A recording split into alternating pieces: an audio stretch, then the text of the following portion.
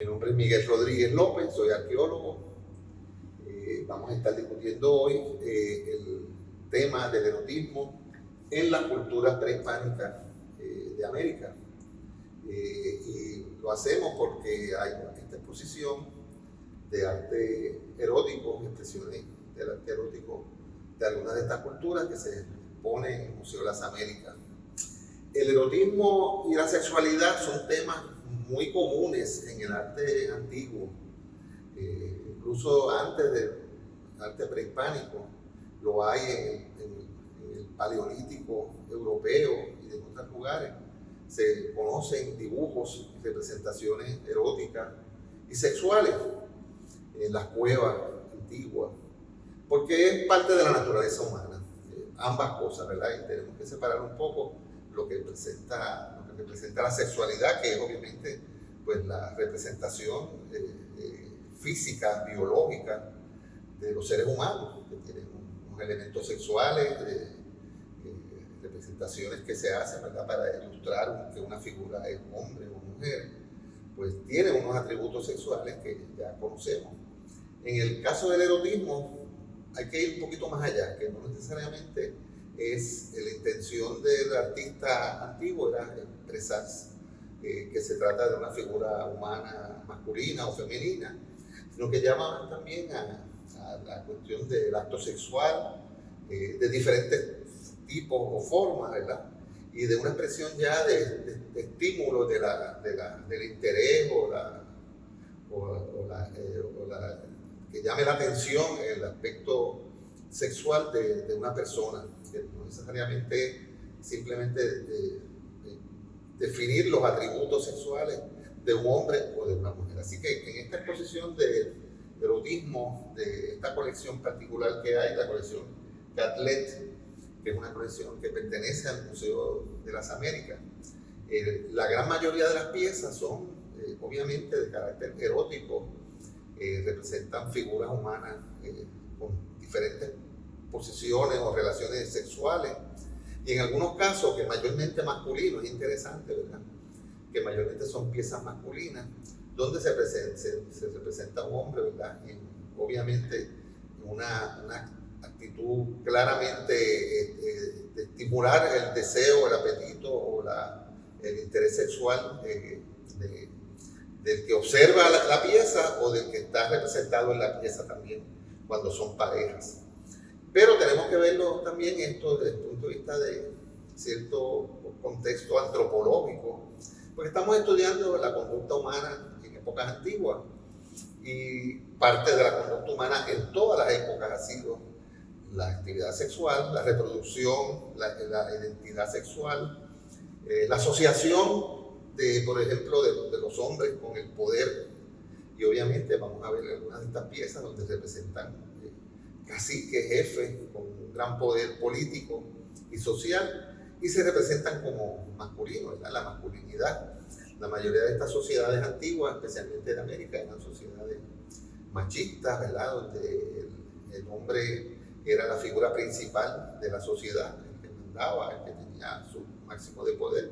Eso no quita los poderes de las mujeres en otra esfera de la vida humana, ¿verdad? Pero tenemos que entender también que son piezas que representan actividades cotidianas, si pudiéramos decir así, de estas sociedades. Nosotros lo vemos diferente porque nuestra sociedad está bien inmersa en una especie de conservadurismo sexual, ¿verdad?, que nos parecen estas cosas aberrantes o exageradas o pecaminosas.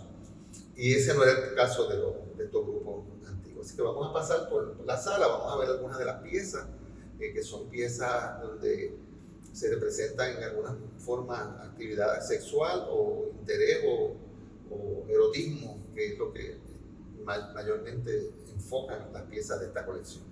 Así que vamos a pasar por aquí.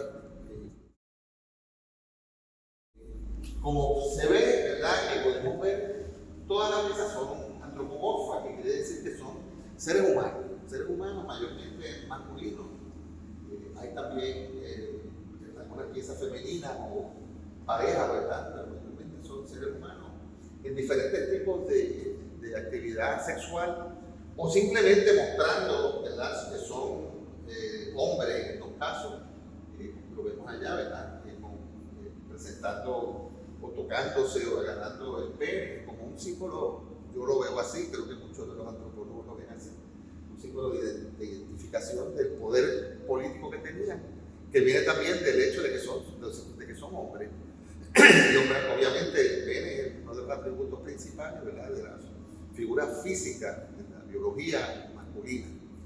Y a veces se preguntan, ¿verdad?, por qué se presentan a veces erectos o de mayor tamaño del que posiblemente era, porque era un atributo, un elemento de marcar la diferencia y de marcar la autoridad que representaba, pues, un pene erecto, un pene grande.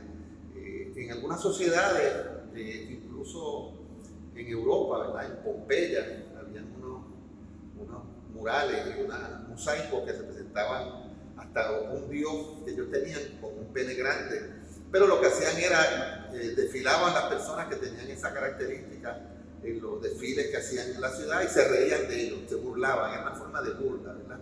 En el caso de estos caciques, posiblemente era una forma de estimular o de hacer una presencia, de marcar la autoridad que tenían sobre la comunidad.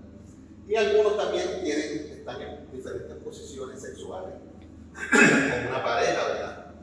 Tenemos aquí de frente, aquí de espalda, y son piezas todas de barro.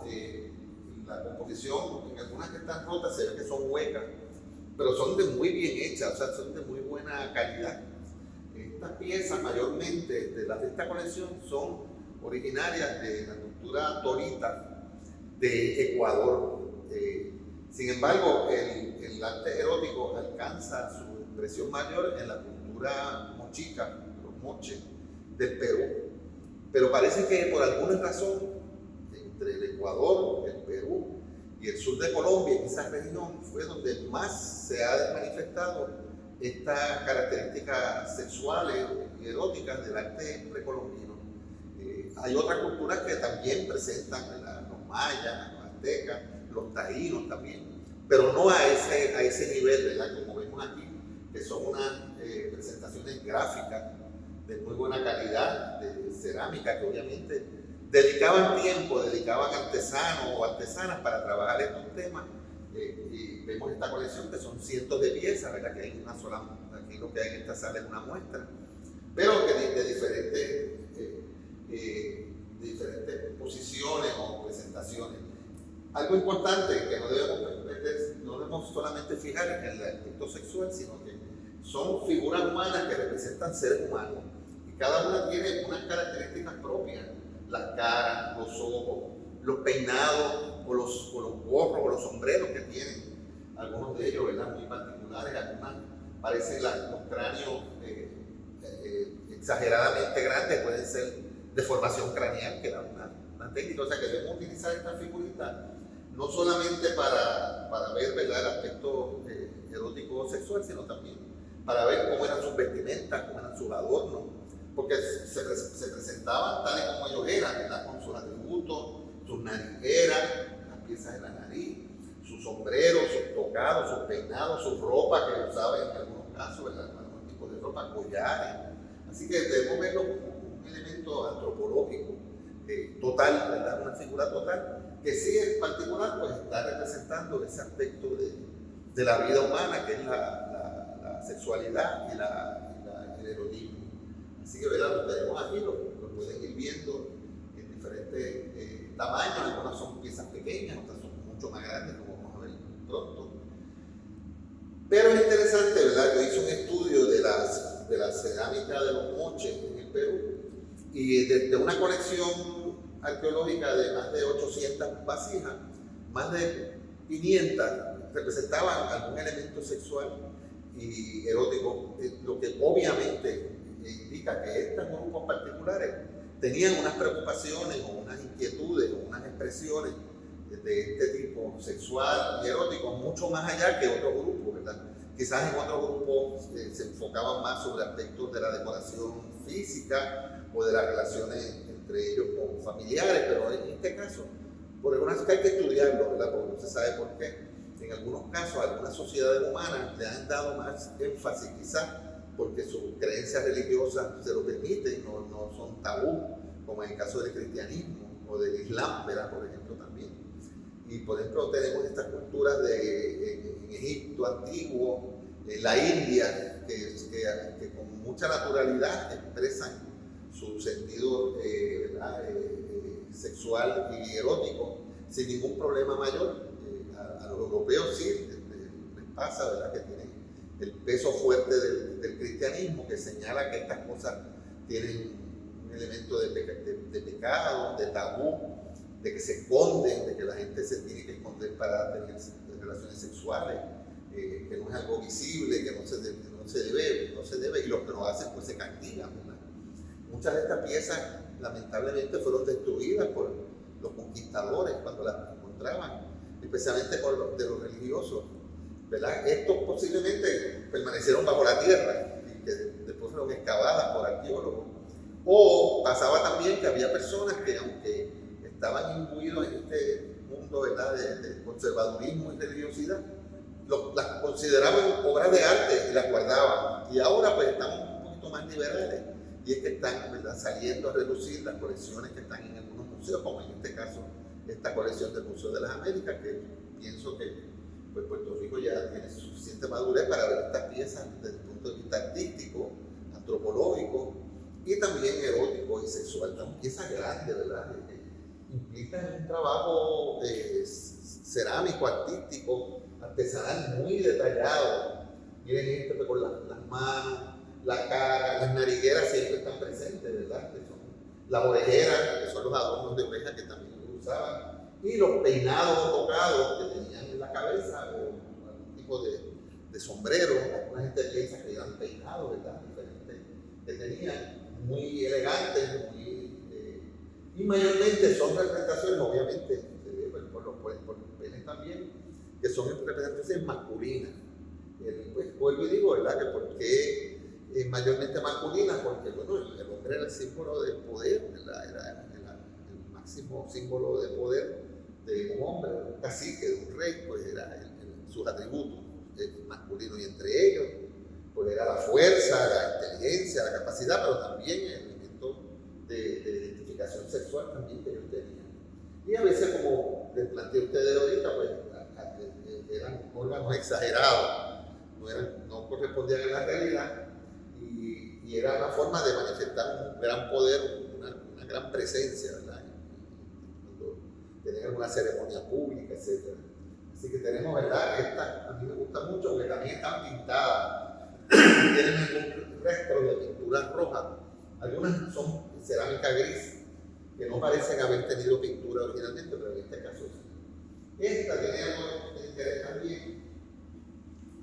Esta relación, ¿verdad?, que aparentemente son dos hombres teniendo relación sexo anal, que a veces pensamos que una representación puramente sexual, ¿verdad? Pero puede haber sido también un elemento de conquista, de dominación. Hubo una guerra y el cacique que perdió, ¿verdad?, o el rey que perdió la guerra, de esa tribu, pues se tiene que someter al que ganó. Y es un ejercicio, una práctica de sometimiento posiblemente, que eso también a veces lo hay en los animales también, ¿verdad? El animal que gana una pelea, pues el otro se posiciona de espalda al que ganó, y como un símbolo, ¿verdad?, de humillación, o de que fue el perdedor. Bueno, porque ese es un atributo masculino, es como la figura de fertilidad de las mujeres. Por ejemplo, cuando en el pasado los grupos prehispánicos presentan a una mujer como un símbolo de fertilidad, le presentan los senos grandes, porque obviamente los senos grandes llenos de leche para su bebé es un símbolo físico, un atributo físico de fertilidad, ¿verdad?, por excelencia. Las caderas grandes, etc. Y en el caso también de estas piezas, yo creo que también tiene ese elemento también, que en términos de identificación sexual, pues obviamente el pene es uno de los órganos, quizás el órgano principal que identifica a una figura masculina, por eso esa proyección, ¿verdad?, tan visible y tan grande. Como explicaba, en este caso puede ser también no necesariamente una relación sexual, elemento de dominación de un grupo sobre otro. Y eso es un símbolo, ¿verdad?, de que el otro fue derrotado, fue humillado por el rey que ganó la guerra, y un tipo de cosas así. Tenemos los mismos elementos de aquella vasija, la figura acostada, sedente, obviamente en una posición aquí, ¿verdad?, con los pies cruzados, representando la cuestión sexual. Pero fíjense también, lo que pasa es que nosotros también en nuestra mente occidental rápido nos fijamos en el órgano sexual de las personas que están representadas, sean hombres o mujeres, pero no nos fijamos, por ejemplo, miren esos detalles de ese rostro tan detallado, los ojos, la barbilla, el gorro que tiene tan elaborado y tan elegante, ¿verdad? Es una pieza sumamente interesante. Esta a mí me gusta mucho porque tiene toda una decoración en el cuerpo, la cara, que puede ser representativo o de tatuajes o de pintura corporal, que era muy común en los grupos indígenas suramericanos, incluyendo también en los taínos, ¿verdad? Estos elementos de pintura corporal o de tatuajes con diseño geométrico mayormente que decoraban el cuerpo. Muchas de estas figuras, como yo les expliqué, son huecas, ¿verdad? Tienen adentro, por la parte de arriba, eran jarros o para algún tipo de líquido, de guardar algún tipo de líquido. Y quizás era una forma de utilizar esta figura no para la vida diaria, sino para actividades ceremoniales, en ocasiones especiales. No sabemos la procedencia exacta de estas piezas porque fueron adquiridas en los años 40, en 1950, y no fueron excavadas por arqueólogos, ¿verdad? Fueron adquiridas por coleccionistas, que cuando se puso de moda estas piezas en Sudamérica. Pero es posible que algunas de ellas estuvieran enterradas como ofrendas funerarias o como piezas dedicadas a los dioses. En la mitología indígena suramericana, igual que también en la nuestra taína, los dioses y las diosas tenían muchos atributos sexuales, pues porque vuelvo y señalo, ¿verdad? La actividad sexual, la actividad erótica es algo muy común en la vida diaria de los seres humanos, que claro, en algunas sociedades se ha sabido cómo esconderla, ¿verdad? Como en las sociedades occidentales mayormente. Y a veces hay explosiones de ella, ¿verdad? Como expliqué ahorita, en Pompeya, en otros lugares, que se escondieron por muchos años. Ahora en los museos de Pompeya están exponiendo más el arte erótico que ellos encontraron en los mosaicos en Pompeya, que quizás en los años de 1950, las últimas décadas del siglo XX, pues todavía había un ambiente un poco conservador, y ahora está un poquito más abierto el público a entender estos objetos como piezas de arte, un valor artístico impresionante, ¿verdad? Como yo les estoy describiendo, todos los elementos de la vida diaria, de la vestimenta, de las costumbres de estos seres humanos, pues los vemos ahí representados en esas piezas, que también tienen el elemento erótico y sexual también. Aquí tenemos también las otras dos piezas, ¿verdad? Que son muy interesantes también. Aquí, como yo les expliqué, mire, sentaditos en una banca, en un asiento. Algunos están de pie, otros acostados, otros como da la impresión de que están como riéndose, sonriendo. Siempre la cuestión sexual tiene como un elemento de gracia, de escondido, de que se está haciendo algo, ¿verdad? Placentero también, ¿por qué no? Y yo creo que muchas de estas piezas que se presentan, ¿verdad?, son esas personas sonriendo al público que va a ver esas piezas, ¿verdad? Esas piezas posiblemente se ponían en altares o donde vivían los reyes de estos grupos, ¿verdad? Como ofrendas, como símbolos de su poder, de su presencia. Y también son algunas tan detalladas que yo pienso que representaban personas individuales. Y eso lo hemos visto mucho en la cerámica de Sudamérica, que hay algunas caras, algunos rostros, algunos cuerpos que son muy particulares, que da la impresión de que estaban definiendo una persona en particular, un rey en particular, ¿verdad? Una figura, una pareja en particular, y no una figura genérica de un ser humano, ¿verdad? Como en otros grupos más sencillos. Aquí tenemos de nuevo toda la decoración son personas de alta sociedad, por su vestimenta, por sus adornos, siempre las orejeras, el peinado o el sombrero, el tocado, el gorro, y aquí lo vemos también hasta con ciertos adornos en las manos. La verdad que es interesantísimo, como piezas de admirar la grandeza, diría yo, y el detalle que trabajaban en estos grupos, sus piezas para presentarlas, especialmente estas piezas de este tipo. Y lo sorprendente es que hayan llegado, ¿verdad?, desde épocas antiguas hasta acá en bastante buena preservación.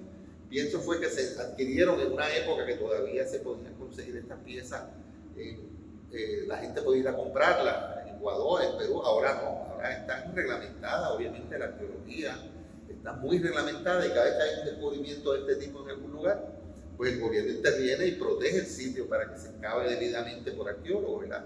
Y estas piezas pasan entonces a los museos, a las instituciones oficiales de estos países. Pero en los años quizás del siglo pasado, de las décadas del siglo pasado, pues no había ese celo o ese interés en estos pueblos, ¿verdad?, en estos países, igual que pasaba en Puerto Rico también, ¿verdad? Ahora hay leyes arqueológicas que preservan y protegen los sitios arqueológicos, pero quizás hace 50 años no las había. Vamos a ver aquí la última pieza aquí, que es muy llamativa, porque según, ¿verdad?, me hicieron también la observación, yo no la había visto en detalle, que es una figura masculina, obviamente, pero también tiene un elemento que parece como dos serpientes en las manos y en los senos, como si fuera una serpiente. Y por lo general las serpientes son representaciones femeninas, así que quizás esta es una pieza donde hay un dualismo de la misma pieza. Está el elemento masculino, obviamente, y el elemento femenino. Yo me pongo a pensar, ¿verdad?, que en el cristianismo, aunque esto no es el caso, pero en el cristianismo también la serpiente representa el pecado femenino, ¿verdad?, que provoca al hombre y que representa el pecado por lo general. Y aquí quizás puede haber algún tipo de relación mitológica. Y algo interesante, en algunos de los casos está la lengua hacia afuera. Las lenguas, nosotros podemos pensar que la lengua hacia afuera es un símbolo, ¿verdad?, de risa, pero también es un elemento erótico. Eso me lo enseñó un arqueólogo en México, que me decía que muchas de las piezas del arte erótico mexicano, que también lo hay de indígenas, tienen la lengua hacia afuera, que la gente piensa que son por reírse, pero la lengua, por lo general, es un instrumento de erotismo y de sexualidad en toda la cultura, ¿verdad? Y eso no hay que explicarlo mucho, pero es un elemento, ¿verdad? El beso, el sexo oral, la expresión de la boca y de la lengua, pues sí tiene muchos elementos, y casi en algunos de estos casos como este tiene la lengua sacada también como un elemento erótico también más también. Así que, y ¿verdad?, no tenemos aquí ejemplos de las culturas taínas que me hubiese gustado poder presentar, pero yo presenté una PowerPoint donde están algunos ejemplos de la cultura, el arte taíno, que también representan algunos elementos sexuales y eróticos, pero no en la cantidad ni si podemos llamar la crudeza, ¿verdad?, el realismo de estos grupos de Perú y de Ecuador, que son obviamente lo máximo. En el caso de las culturas antillanas, son más discretas esas representaciones, y hay ídolos de fertilidad, mujeres, ¿verdad?, que están incluso como en estado, están en cinta, ¿verdad?, y las presentan con su barriguita, también con su seno, pero son cosas muy discretas. También aparecen algunas figuras humanas, jarras especialmente, que son masculinas, y se le ve pues el pene porque era una figura masculina, no necesariamente y hay otras femeninas también, y abundan, como pasa en estas culturas, los elementos masculinos, porque eran sociedades falocéntricas, si pudiéramos llamarla así ese término, ¿verdad?, masculinas, donde incluso los taínos, aunque se heredaba por el lado materno el cacicazgo, pero el cacique por lo general era un hombre. Así que, ¿verdad?, tenemos esa preponderancia de figuras masculinas en su acción sexual, mucho más que las mujeres, ¿verdad?, que aunque son importantes en esas sociedades, pero estaban realmente en un segundo plano y así son representadas. Así que yo espero que se haya podido comunicar un poco el origen y el significado de estas piezas y que se pongan en una perspectiva siempre, yo lo digo, antropológica. Son piezas que representan actividades humanas, igual que estuvieran tocando instrumentos o bailando o algún tipo de otra actividad humana, pues aquí están también expresando, ¿verdad?, su sexualidad y su erotismo en diferentes formas que ellos tenían de expresar en su arte. Así que muchas gracias.